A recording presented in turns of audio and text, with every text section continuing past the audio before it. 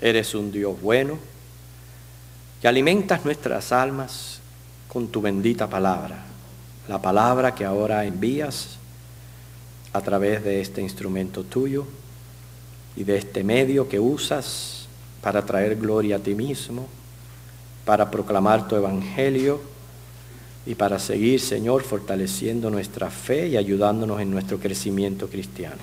Por tanto, bendice este tiempo. Lo pedimos en Jesús. Amén. Ustedes saben que hay veces que nos cuesta trabajo dar una palabra de consejo, de exhortación, y muchas veces decimos cosas que no son muy apropiadas. Pues resulta ser que disculpe que estoy aquí tratando de encender el micrófono. Resulta ser que estos dos amigos hacían mucho tiempo que no se veían y se encuentran de repente. Y fue muy grato haberse encontrado y saludarse y hablar un poco, pero uno de ellos le pregunta, ¿y tu esposa? A lo que responde, mi esposa está en el cielo. Oh, cuánto lo siento. No, que diga, cuánto me alegro. No, me sorprende. O mejor me callo. Realmente no supo qué decir cuando le dijo que estaba en el cielo. Hoy nuestro mensaje va a ser interesante en el sentido de que vamos a dar comienzo con un símil acerca de una de las realidades de la vida. Va a estar basado en el momento, el cual digo que es incierto para muchos.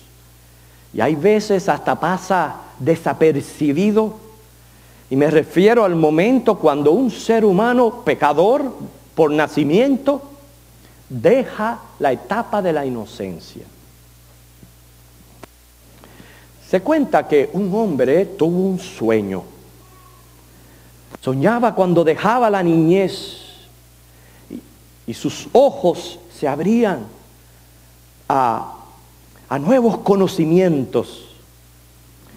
Era imposible volver atrás y poco a poco iba dejando los juguetes que fueron sus amigos más cercanos y los testigos de sus grandes fantasías.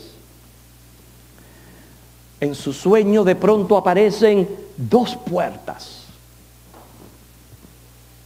En aquella encrucijada su única opción era abrir una de esas puertas y comenzar a caminar por ella. Una de las puertas vio que era estrecha, no muy atractiva, pero la otra ancha, muy codiciable a los ojos. Y claro, en él inmediatamente se despierta la curiosidad por saber qué había detrás de aquellas dos puertas. Sabía que no podía volver atrás, tenía que decidir entrar por una de ellas. Pero optó por cautela abrir una de ellas y asomarse. Y quedó asombrado y consternado por lo que vio. Pero su preocupación era que sabía que tenía que elegir por una de ellas, porque era imposible andar por ambos caminos a la vez. Lo triste es que su primera elección fue por la más atractiva, la puerta codiciable, la más ancha. En su sueño él cuenta lo que vio y experimentó. Descubrió por qué era espaciosa. Su camino era relativo a la puerta, ancho, porque muchos iban por él, pero también estaba lleno de muchos placeres, materialismo, secularismo, libertinaje, sobre todo mucha diversión. Parecía una gran ciudad llena de edificios, calles, negocios, bancos, lindas playas, lugares muy, muy atractivos. Y todo era progreso, movimiento de aquí para allá. Innumerables letreros lumínicos en medio de aquella gran oscuridad invitaban e instaban al hombre a sus mercados, a sus casas de juegos, sus licorerías, sus discotecas, sus centros de prostitución, hasta sus iglesias. Era demasiado atractiva como para cerrarla. Pero antes de entrar, en su sueño quiso conocer lo que había detrás de la puerta estrecha. La abre y el camino era angosto. Un camino que se hacía paso dentro del ancho. Y lo primero que ve es una cruz vacía. Y también letreros por donde quiera que señalaban el camino y proveían dirección. Inclusive alcanzó a leer alguno de estos letreros que decía: yo soy el camino, la verdad, la vida, nadie viene al Padre si no es por mí. Otro decía: cree en el Señor Jesucristo y serás salvo tú y tu casa. El que tiene al Hijo de Dios tiene la vida, y el que no tiene la vida. Y así había muchos letreros. Era como pasarse la vida leyendo acerca del amor de Dios, la fe, la gracia, la perseverancia, sus promesas, sus consejos, sus admoniciones y profecías. Es más, notó como que había muchas señales parecidas al tráfico. No hagas esto, no aquello, no vayas por ahí, no vayas por acá, no erréis, no tengáis ídolos. Muchas señales. El camino era estrecho porque se hacía paso en medio del ancho y porque había poca gente que caminaba en él. Y la gente que caminaba era como ir en vía contraria. Sin embargo, la gente las veía definida, decisiva, siempre a la expectativa, evadiendo con mucha valentía y convicción todas aquellas invitaciones que les hacía el camino ancho. Notó también que a pesar de tanta contrariedad, tenían paz, tenían seguridad, y la demostraban porque iban cantando con mucha alegría. En su sueño ya conocía lo que había detrás de las dos puertas. Ahora tenía que tomar una decisión. Sus juguetes se iban desapareciendo cada vez más de su vista. Su primer impulso fue elegir la puerta ancha. Y apenas había entrado, se hizo de muchos amigos. Y era tal como lo imaginó. La pasaba muy bien. Mucha diversión, fiestas, prosperidad, popularidad, fama. Hasta visitó iglesias que las encontró bien divertidas y relativas. Fue adentrándose en sus calles, pero según avanzaba, ya no era tan placentero como al principio. Se vio atrapado, lleno de problemas, envuelto en líos, en peleas, en vicios, preso de su propia conciencia. Y como todo camino tiene un destino, aquel camino de vicios y placeres se iba cada vez cerrando, como si fuera un embudo, causándole tanta presión que apenas podía respirar. Le conducía a un callejón oscuro, feo, que terminaba en un abismo, en el que se caía en un pozo muy profundo, desembocando en un inmenso lago de fuego, del cual subía un humo que lo asfixiaba aún más. Mucha gente había caído en él, pues se escuchaban sus lamentos, sus dientes crujían de dolor. Y lo terrible de todo es que no podían salir de allí. Pudo comprender que aquel camino no terminaba bien, pero tomó una decisión sabia. En su sueño recapacitó. Se dio cuenta que aquel camino estrecho era menos atrayente, pero era el más prudente. Y decidió entrar por el camino estrecho. Su primer encuentro fue con una cruz vacía, pero no faltó siempre que alguien le enseñara cómo andar, y así continuó. Quiero que busquemos Mateo capítulo 7, versículos 13 y 14. Mateo 7, versículos 13 y 14.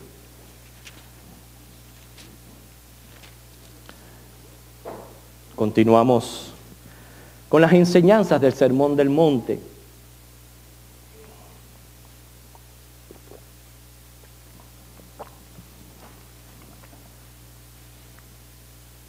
Dice así la palabra de Dios. Entrad por la puerta estrecha, porque ancha es la puerta y espacioso el camino que lleva a la perdición, y muchos son los que entran por ella. Porque estrecha es la puerta y angosto el camino que lleva a la vida, y pocos son los que la hallan. Les presentamos el símil de la vida en un sueño de un hombre. Pero la realidad de todos es que un día dejamos la niñez atrás y caminamos por uno de estos dos caminos. No hay tres. Y no se puede caminar por los dos a la misma vez. Solamente hay un camino. En cuanto a los seres humanos, hay quienes, como estuvimos leyendo en el Salmo 1, los versículos del 1 al 3, hay quienes nunca experimentan este camino de perdición. Primeramente, gracias a Dios. Y después, gracias a sus padres, que desde pequeño le enseñaron el camino, como dice Proverbios 22:6, para que no se aparten de él.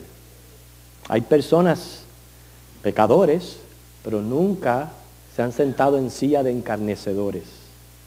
Por eso es que es tan importante que nosotros como padres, desde pequeños, le enseñemos a los niños el camino. Hay una mentira diabólica por ahí que dice que a la mente de los niños se perturba cuando se les habla del cielo y del infierno de demasiado pequeños. No le crea al diablo, porque ellos no están tan pequeños para recibir otras enseñanzas que les está dando el mundo. Así que como padre, enséñele desde el más pequeño posible el camino que deben de seguir. Tráigalo a las escuelas dominicales. Traiga a sus hijos a las escuelas dominicales, donde se les está enseñando, según su edad, la palabra de Dios. Pero hay personas que en efectivo no han experimentado, a pesar de ser pecadores, de necesitar a Cristo y su gracia, no han experimentado el camino, ni silla de escarnecedores. Hay otros, y en eso tristemente me encuentro yo, que entramos por la puerta ancha, pero la gracia de Dios nos dio una nueva oportunidad de recapacitar y de entrar por el camino estrecho. Le doy gracias a Dios por eso. Mirando a la humanidad, no falta quienes no han tenido oportunidad ni de conocer este camino estrecho. Sus ojos están ciegos, sus oídos sordos, pero están muy confundidos, porque no tienen una persona quien les enseñe, quien les advierte acerca de lo que les espera al final. Son personas que necesita que se les prediquen, que necesitan que se les enseñe el camino a la vida eterna. Pero, tristemente, no falta quienes anduvieron, no voy a decir caminaron, anduvieron por el camino estrecho. Sin embargo, hicieron todo lo contrario. Se arrepintieron de estar en el camino estrecho para irse al ancho y terminar revolcándose en su propio vómito. Esos son los que caen en la peor de las cárceles, la apostasía. Hermanos, el camino estrecho, que es el camino por el que estamos andando en este momento, es cierto, es difícil. ¿Por qué? Porque se requiere una fe continua. Se requiere una plena convicción, mucha sabiduría, abstinencia, mucha valentía, fuerza y coraje. Dice Mateo 11:12, porque el reino de los cielos lo arrebatan los valientes. Y Hechos 14:22 dice, es necesario que a través de muchas tribulaciones entremos en el reino de los cielos. Pero nosotros sabemos que a pesar de que es un camino estrecho, es el único que conduce a la vida eterna. Es bueno vivir día a día. Es bueno tomar precauciones para el futuro. Pero hermanos, en este sermón del monte, Jesús, el gran yo soy, el autor de la vida, presenta en la Biblia la vida como un camino por el que vamos a andar con sus consecuencias relativas. Todos sabemos que el camino ancho termina mal. Hermano, la vida termina con la muerte. Y la pregunta que toda persona sabia y prudente debe hacerse es: ¿qué hay detrás del túnel de la vida? Hay gente que es necia, que no es prudente para nada, no le importa otra cosa que vivir el momento, satisfacer sus instintos egoístas. Gente que no tiene temor de Dios, su enfoque está en su propia persona. Pero el problema de esto es que las manecillas del reloj no paran. Tic-tac, tic-tac, tic-tac. Y es un paso más hacia el final del túnel. Hacia el final del túnel. Por eso, yo sé que el camino estrecho no es muy atractivo. Es el camino de la abstinencia, de la moralidad, de la santidad, del control, pero vale la pena. Y quiero decirle algo muy interesante del camino estrecho. A medida que la fe va siendo probada, pero a su vez va siendo alimentada por la palabra de Dios, como toda semilla va creciendo, y según va creciendo resulta que ese camino estrecho se va ensanchando al final. Lo contrario del ancho. El ancho comienza todo muy bien, pero te va acorralando y acorralando hasta que te llega a asfixiar. Pero el estrecho, como es camino de prueba y de fe, comienza estrecho, pero a medida que tú vas caminando se va ensanchando y ensanchando hasta que tus ojos ahora ya miran la vida en otra dimensión, porque ya se trata ya de la vida eterna. Y según vamos creciendo, nuestra vida se va llenando de satisfacción, de paz y de todas las cosas buenas que Dios tiene preparado para nosotros. Por eso al principio del culto leíamos el Salmo 16:11, me mostrarás la senda de vida. En tu presencia hay plenitud de gozo, delicias a tu diestra para siempre. La vida o este camino es corto, es frágil, es muy incierto.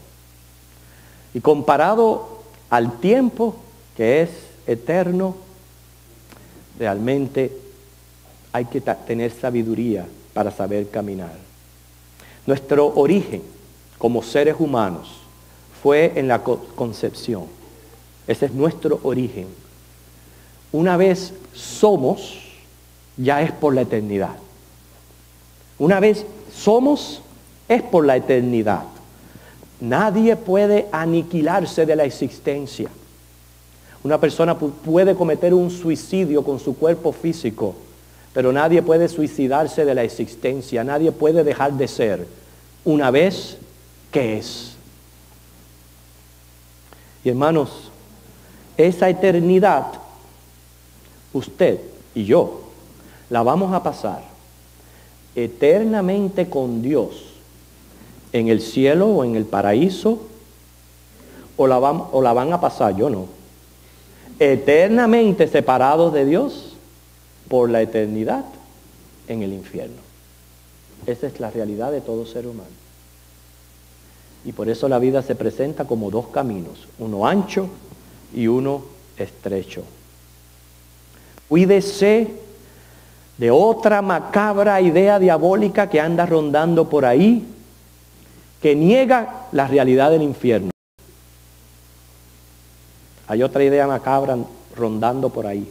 Tengan mucho cuidado por eso. Dicen, no, Dios es amor. Claro que es correcto. Acuérdese que el padre de las mentiras toma una verdad y la trastorna y aparenta verdad, pero no lo es. La media verdad es la peor de las mentiras, porque es muy cierto que Dios es amor. Y lo manifestó en el sacrificio de su Hijo Cristo. Pero hermanos, Dios no es solo amor. Dios es un Dios que es justo, un Dios que es santo. La evidencia más grande del infierno fue el mismo infierno que pasó Jesucristo en su sacrificio expiatorio en nuestro lugar. Él dijo, pasa de mí esta copa. Él lo rogó con gotas de sangre, pero dijo, no se haga mi voluntad, sino la tuya. ¿Y cuál fue la voluntad de Dios? Que ese sacrificio quedara consumado. Y Jesús lo dijo, consumado es, y lo consumió por ti y por mí. Si no hubiera infierno, el cristianismo no tuviera sentido para nada. Porque, ¿qué clase de Dios sacrifica a su Hijo de la manera que lo hizo? Si al fin y al cabo no hay condenación o infierno, no hace sentido. Es irracional por completo. Pero hermanos, Dios es amor y por eso envió a Cristo. Pero Él es santo y Él es justo. Además, por lo menos yo no quiero un Dios arbitrario. Porque si nosotros que somos pecadores, muchas veces nos enoja las injusticias que vemos en este mundo y quisiéramos que se haga justicia, ¿qué clase de Dios fuera que permitiera que el hombre rebelde hiciera lo que le viniera en gana y que no sufriera ningún tipo de consecuencia o castigo? Yo no quiero un Dios así. Yo quiero un Dios que es santo, que es justo, pero que es amor. Quiero presentarles, para que comprendamos lo que es el sentido de nuestra vida, la ilustración de lo que es la línea del tiempo. Hace mucho tiempo que no presento esta ilustración. Yo quiero que sus mentes ahora imaginen, no sé si quiera cerrar los ojos o no, pero imaginen una línea que si usted mira para allá, no tiene fin. Y si usted mira para acá, tampoco tiene fin. Toda una línea así. No se puede ver el final de ninguno de los dos lados. A esa línea vamos a marcarle un punto. Y vamos a extraerlo. Ya tenemos el punto que extraímos de esa línea. Pero ahora este punto vamos a extenderlo. Y resulta ser que representa los 10,000 años aproximados que tiene el planeta Tierra de existir. Ya tenemos esa segunda línea que marca ese tiempo. Ahora le vamos a extraer otro punto a esa línea. Una tercera línea vamos a hacer. Extrayéndole ese punto, vamos a estirarlo y va a resultar los 80 años que dice el Salmo 90:10 que van a tener los más robustos. Los más robustos, 80. Así que si lo cerramos de nuevo el puntico, tenemos que incorporarlo a la segunda línea, la cerramos de 10,000 años para incorporarla a la que es eterna. ¿Verdad que no se puede comparar en extensión una con otra? Hay muchas personas que prefieren los 80 años que no está garantizado de placer, de diversión, de disfrutar, lo cambian, esos 80 años, por toda una eternidad. Prefieren vivir 80 años de placer sin Dios, dándole rienda suelta a todos sus instintos pecaminosos, lo prefieren a una eternidad con Dios en santidad, en comunión. No hace sentido, es necio. Es completamente necio. Por eso, si buscamos el Salmo 90,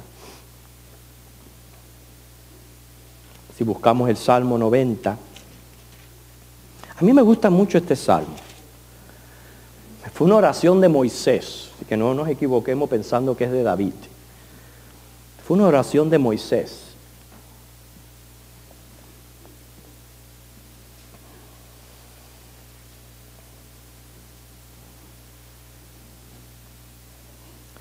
Y según yo lo voy leyendo, permita que la palabra de Dios vaya hablándole sobre las bases que hemos constituido. Ver la vida como un camino que es ancho, es estrecho. Comparar el término de tiempo que vive el hombre con toda una eternidad. Tengamos todo eso en mente. Y ahora dice así: Señor, tú nos has sido refugio de generación en generación. Antes que naciesen los montes y formases la tierra y el mundo, desde el siglo, la línea aquella eterna, hasta el siglo tú eres Dios. Vuelves al hombre hasta ser quebrantado y dices, ¿qué te dice Dios? Convertíos, hijos de los hombres. Conviértete de tu maldad. Conviértete de tu manera de pensar, de sentir, muchas veces tan egoísta. Conviértete, hijo de los hombres. Dice, porque 1000 años delante de tus ojos son como el día de ayer que pasó, como una de las vigilias de la noche. Matusalén vivió 969 años. Pero sin embargo, aún esos 1000 años son como si hubiera pasado una noche. ¿Qué? Sigue diciendo el salmista. Los arrebatas como con torrentes de aguas. Son como sueño. Como la hierba que crece en la mañana. En la mañana florece y crece, pero a la tarde es cortada y se seca. Porque con tu furor somos consumidos y con tu ira somos turbados. Pero Dios es un Dios de amor solamente. ¿Cómo aquí habla de ira? ¿Será posible? Dice, pusiste nuestras maldades delante de ti, nuestros yerros a la luz de tu rostro, porque todos nuestros días declinan a causa de tu ira. Acabamos nuestros años como un pensamiento. Los días de nuestra edad, marque ese versículo, para que sepa cuál es la edad del hombre. Los días de nuestra edad son 70 años. Y si en los más robustos son 80 años, ¿hay alguien aquí que sobrepasa los 80 años? Mira un hermano robusto ahí. 84, robusto. Hay un otro hermano robusto. Tenemos un hermano aquí en la congregación con 90 años, la abuelita de Emma, también. Dice, con todo, su fortaleza es molestia y trabajo, porque pronto pasan y volamos. Pronto se acercan los años que ya casi no podemos cortarnos las uñas de los pies por nosotros mismos. A veces hay que tirarles así para tratar de agarrar la uña y poderla cortar, porque ya no podemos.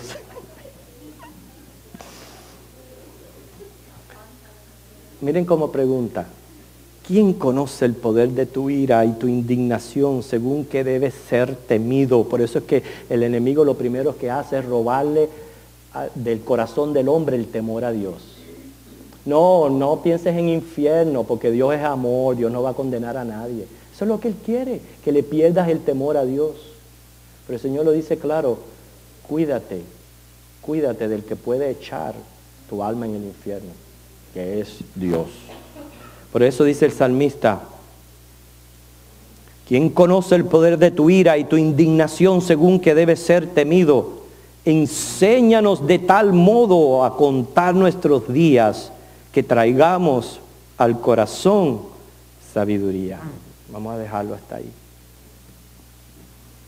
Tremendo salmo, pidiéndole a Dios que nos ayude a vivir esta vida que tenemos, sea larga, sea corta, el tiempo que nos quede, pero vivirlo con sabiduría. Y la manera de vivir con sabiduría es caminando en el camino correcto. Y ese es el camino estrecho. Yo sé que es estrecho, pero es el correcto. Es el camino que es sabio. Aquí tenemos ya para terminar 3 mensajes. Uno, para el que no es cristiano. Es el primer mensaje que encontramos aquí. Hoy Dios te ha mostrado la senda de vida. Ha puesto delante de ti dos caminos con sus respectivas puertas. Sabes que cada camino va a terminar con un destino definido. Ya sabes cuál es el ancho. Puede ser que estés caminando en el camino ancho, pero ya sabes que va a terminar mal. Tú debes creer, debes decidir por el camino que vas a andar. Debes de entrar por el camino estrecho. Tu primer encuentro va a ser con la cruz. Ese es donde primero Dios te va a llevar. Es a la cruz del Calvario. Te va a poner frente a esa cruz, una cruz que está vacía. Está vacía porque el que murió ahí resucitó para garantizar la vida.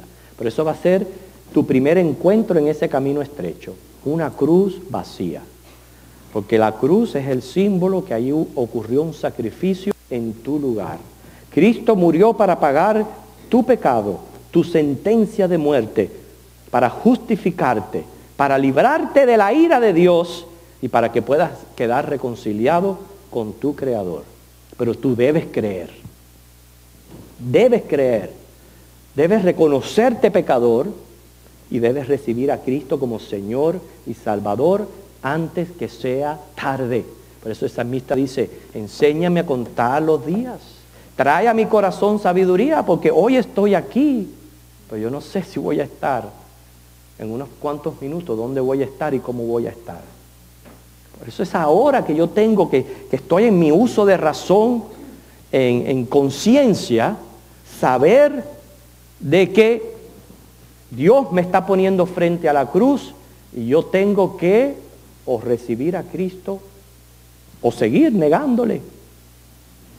Pero si quieres llegar al paraíso, al cielo, debes de tomar una decisión por Cristo. Es el único camino al cielo.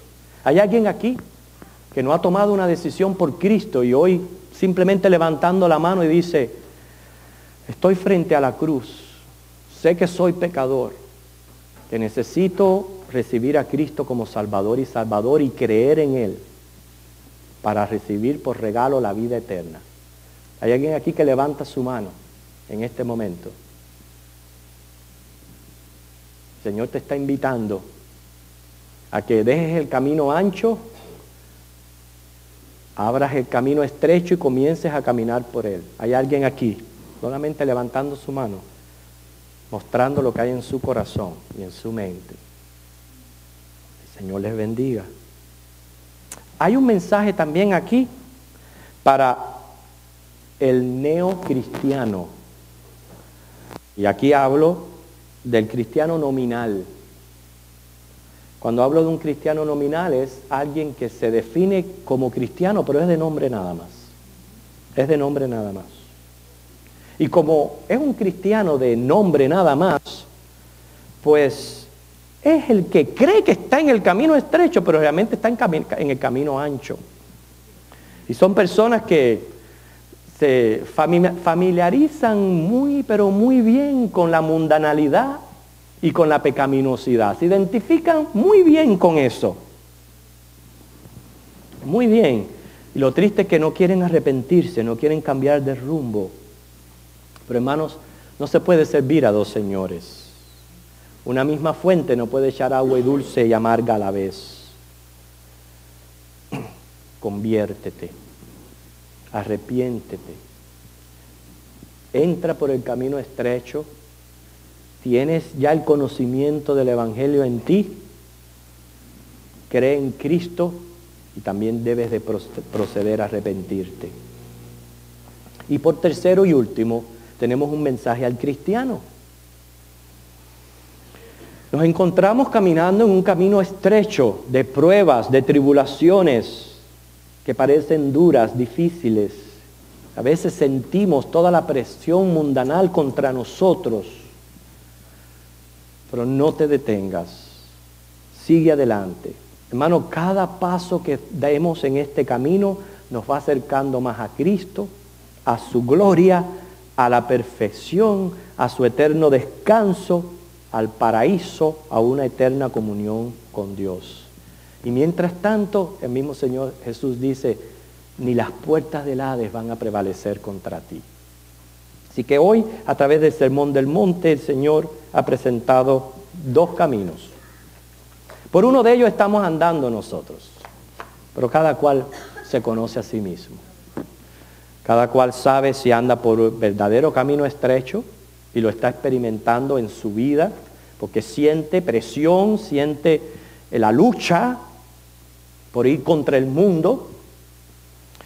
Hay otros, los neocristianos, que piensan que por haber hecho una decisión por Cristo y recibirle como Salvador, que ya eso bastaba para la salvación, y no han hecho un cambio notorio en sus vidas, un cambio de verdadera conversión y arrepentimiento. Y tú lo ves andando en dos aguas, que es completamente imposible. Imposible. Aparte de eso, es lo peor, porque muestra una actitud egoísta tremenda. Porque son la gente que quiere vivir lo mejor de ambos mundos. Vivo lo mejor de aquí y pienso que tengo garantizado el mejor de allá. Pero ¿cómo tú piensas vivir en una comunión santa con Dios por la eternidad si no la quieres vivir aquí en la tierra? No tiene sentido. No tiene sentido. Si andas por el camino estrecho, es por el camino estrecho. Pero no puedes andar en dos caminos a la vez. Así que el Señor les bendiga, vamos a orar. Padre, gracias porque tu misericordia nos muestra el camino de la vida. Nos muestras que a tu diestra hay plenitud de gozo, delicias para siempre. Nosotros hemos tenido un encuentro con Cristo. Hemos estado frente a la cruz de Cristo. Y aunque está vacía, sabemos que hace 2000 años, literalmente, Jesucristo hombre murió en esa cruz y derramó su sangre. Un solo sacrificio perfecto y hecho para siempre. Y fue por nuestros pecados. Y así lo creemos. Por tanto, le profesamos Señor y Salvador de nuestras almas. Sé que estamos en un camino estrecho de muchas tribulaciones y que el reino de los cielos lo arrebatan los valientes. Pero sabemos también que no andamos solos. Tu Espíritu Santo está con nosotros y eres nuestro ayudador. Simplemente ayúdanos a recobrar fuerzas. Si experimentamos decaimientos, fortalece nuestros pies para que como buen atleta podamos correr con paciencia la carrera que tenemos por delante. Tu bendición sea con nosotros, Señor, en Jesús. Amén.